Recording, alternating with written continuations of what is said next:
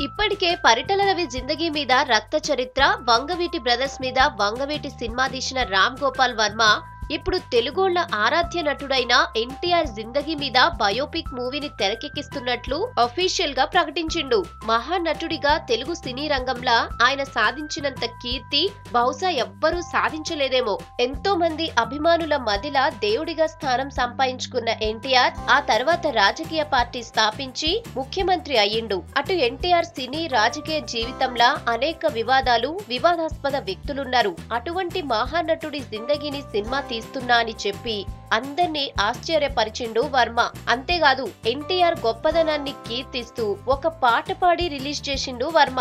ఇక ఇప్పుడు అనౌన్స్ చేసిన ఈ బయోపిక్ మూవీలా ఎన్టీఆర్ శత్రువులు ఎవరో, నమ్మక ద్రోహులెవరో, ఎవ్వరికీ తెలియని కాంట్రవర్సీలను ఈ సినిమాలో చూపెడతాడట. మరోవైపు ఎన్టీఆర్ కొడుకు బాలకృష్ణ కూడా నాయన బయోపిక్ మూవీ చేస్తున్నా అని ఇంతకు ముందే చెప్పిండు. ఇక ఆ మూవీని ఎవరు డైరెక్ట్ చేస్తారనేది మాత్రం చెప్పలేదు. అయితే ఇంతలోనే డైరెక్టర్ రామ్ గోపాల్ వర్మ ఎన్టీఆర్ జీవితంపై బయోపిక్ మూవీ చేస్తున్నా అని ప్రకటించి పెద్ద సెన్సేషన్ క్రియేట్ చేసిండు. మరి రామ్ గోపాల్ వర్మ తెరకెక్కించబోయే ఎన్టీఆర్ బయోపిక్ లా ఎవరు హీరోగా నటిస్తారు? మరోవైపు Balayya dream project NTR biopic మూవీని ఎవరి డైరెక్షన్ లా చేస్తాడు అనేది $1 మిలియన్ ప్రశ్న లెక్క ఉంది.